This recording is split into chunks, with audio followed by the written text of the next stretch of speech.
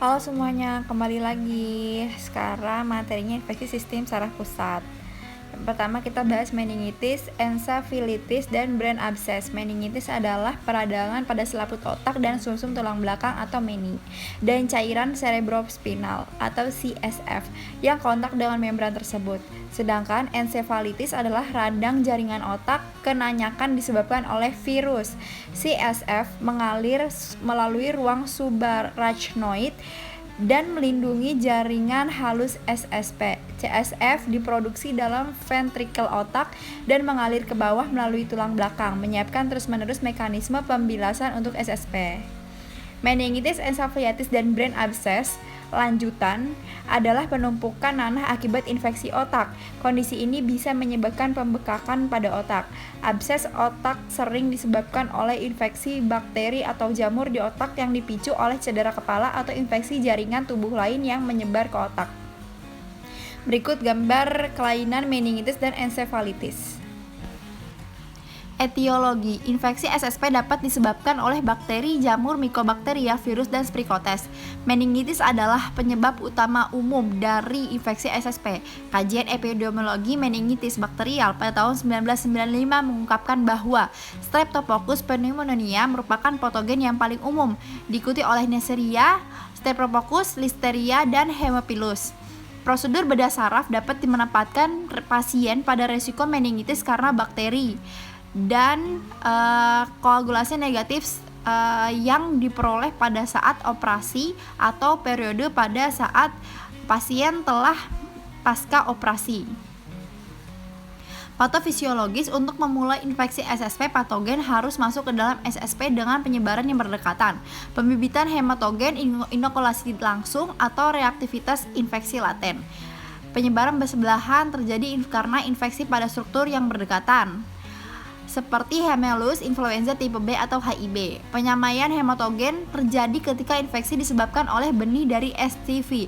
Inokulasi langsung dari bakteri ke dalam SSP dan hasilnya trauma cacat bawaan dan komplikasi saraf bedah. Gejala brain atau abses otak. Gejala bisa beragam tergantung pada ukuran dan lokasi abses. Gejala yang muncul bisa berkembang secara lambat maupun cepat. Berikut adalah beberapa gejala abses otak. Yang pertama, sakit kepala, ada demam, muntah, kejang, leher terasa kaku, gangguan fungsi saraf seperti kelemahan otot, kelumpuhan, dan bicara cadel. Perubahan perilaku seperti gelisah atau linglung, gangguan penglihatan ganda, kabur, dan gangguan penglihatan seperti buram. Gejala klinik encephalitis, demam tiba-tiba, sakit kepala, muntah, kepekaan penglihatan pada sinar, leher dan punggung kaku, kebingungan, keadaan mengantuk, kecanggungan, gaya berjalan tidak mantap, kehilangan kesadaran, kemampuan reaksi yang buruk, kelelahan otot, dan demensia berat. Diagnosa yang pertama, pemeriksaan CSF melalui lumbal atau spinal tap dengan memasukkan sampel cairan cerebrospinal mengelilingi otak dan sumsum tulang belakang. Dikontraindikasikan pada pasien yang kompromi, peningkatan tekanan dan papidemia, tanda-tanda neurologi vokal, kejang, gangguan pendarahan, dan abnormal. Yang kedua, tingkat kesadaran dan kemungkinan harus dilakukan untuk menghindari potensi tes pencitraan MRI atau CT scan mungkin dibutuhkan untuk mengkonfirmasi diagnosa. Yang ketiga, ada CFF berawan, penurunan glukosa, peningkatan protein, peningkatan jumlah WBC, memberikan petunjuk untuk penyinggung patogen pada defisiensial. Farmakoterapi pengobatan infeksi sistem saraf pusat dilakukan tergantung pada jenis infeksi penyebab meningitis.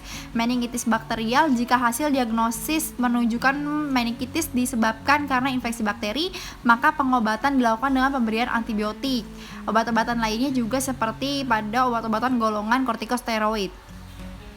Cara pencegahan infeksi, melakukan vaksinasi. Yang kedua, hidup sehat, menghindari gigitan nyamuk untuk penularan dari virus yang dibawa oleh nyamuk, memberikan antibiotik seperti ciprofloxacin atau ceftriaxone pada anggota keluarga yang menderita meningitis, dan mengisolasi penderita pada 24 jam agar tidak penularan.